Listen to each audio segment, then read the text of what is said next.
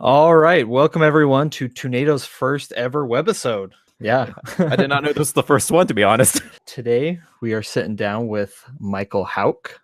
He's our anime guru, but he was kind enough to sit down and talk a little Disenchantment, Netflix animated series by Matt Groening, who has done The Simpsons and Futurama. For those who don't know anything about it, Disenchantment, the show follows a princess called Bean who comes across an elf named Elfo and a demon cat I named love the name of Lucy. Elf. Yeah, and they just have all these bizarre stories and they go on these crazy adventures. Why don't you give me what Disenchantment has going for it and what it's going against it? I think going against it, it has its own pedigree with Matt Groening in Futurama, Simpsons. There's a lot expected from this show. It's basically the third child of two big series. You can see a little bit of each and every in Disenchantment. And I don't know if that works too well for it. Okay. I'll admit, I'm not the biggest Simpsons fan. I'm a huge Futurama fan. So this is more coming from a Futurama standpoint. And I think Disenchantment is more of a Futurama comparison compared to Simpsons comparison. Mm-hmm. I felt some elements of Futurama, but at the same time, those elements didn't really work too well with it, I think.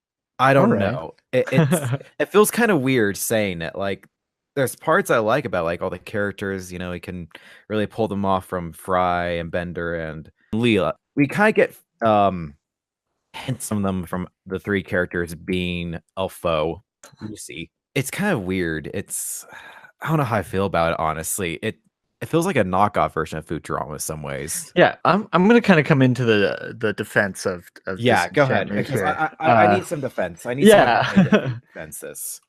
I feel like the first season of probably both Simpsons and Futurama were probably some of their weaker seasons.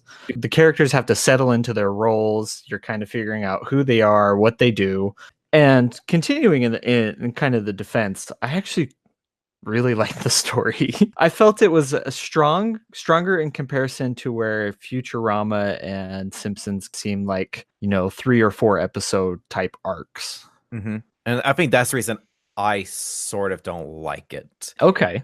Is if you I kind of did a little quick comparison of seeing what the first season of Futurama was like, and it was just the group goes into these different scenarios, sort of like a scenario of the week sort of thing. Something bad happens to one of the main characters and everything, and we start to warm up with them that way. And I think it wasn't until like maybe the third or second season we started to get more story points. It's like Leah meeting her parents and Fry figuring out how he got sent to the future and everything like that. And it feels like they tried to push that on us with just this first season. So what did you like about the first season? I really like the humor, all the little things that they have just placed down in the world. Again, a Futurama sort of humor of the signs. I think it's the first or second episode. The group runs into the forest, and the forest has like the forest of death. And then at the beyond, and the little text below it that don't even zoom in, it just says, "Beware of racist donkey" or "Beware of racist antelope" or something like that. And you see a little bit, and you see him like for a few seconds, and it's not part of the real main story, but it's just like little things of like that on the signs. I always love that. That's one of the main things I liked about the Futurama series was these little jabs and things that you have to like look at. They don't zoom in it. They don't put too much attention to it. It's like, oh, if you look closely enough at the little things we put in, you're going to like it a lot. Of course, the humor is still a strong point in this show. I think it's totally the donkeys as like they have police officers, and for sirens the donkeys go like making a donkey sound of a siren. And just the dynamic of the trio is pretty well done too. Yeah, there's a lot of elements that just catch you off guard and you just laugh. Elfo and Lucy, I felt like their stories were hinted at, but we never got anything. You know what I'm saying? Yeah, and I think that's something that will definitely be explored Yeah, in future seasons. But back with just the group in the comedy, having Elfo and Lucy fights are just amazing. It's how they work together. It feels like they're definitely the angel and demon of being. Mm-hmm. Where Elfo is very naive and very wants to just be very not childish, innocent about the world. And Lucy's just He's like, just do anything. Just do what you want. Just go on. Just you want to do it. Just do it.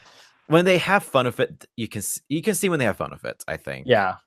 So Um so yeah. all in all, and kind of wrapping things up, where do you see this continuing on, or do you think that this is going to fizzle out pretty quick? So that's my main worry is I hope we at least get maybe 3 seasons total so we get everyone's characters, a little more. Everyone gets their own season in a way, Yeah. or season and a half, I guess.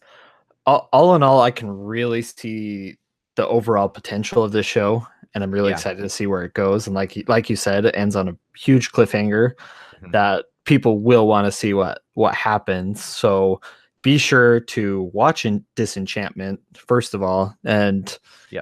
we're just two guys, so you guys make your own opinion about the show. And as always, thank you, Michael, for joining us today. Of course. This won't be our last discussion about Disenchantment, I'm sure Most of it. likely not. And as always, stay tuned to Toonado for all your news, rumors, trailers, and more. And if you like the video, hit the subscribe button and the bell to stay tuned to all of Toonado's latest videos.